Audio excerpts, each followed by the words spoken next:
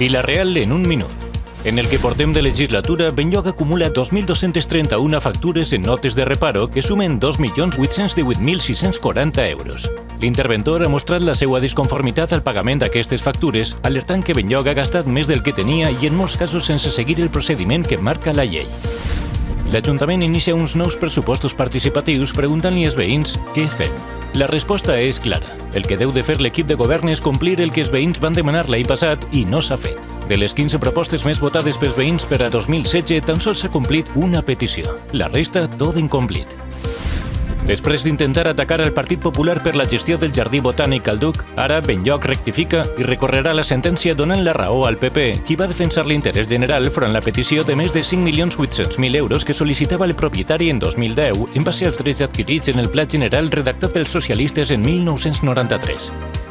Treballant per un Vila-real millor. Partit Popular.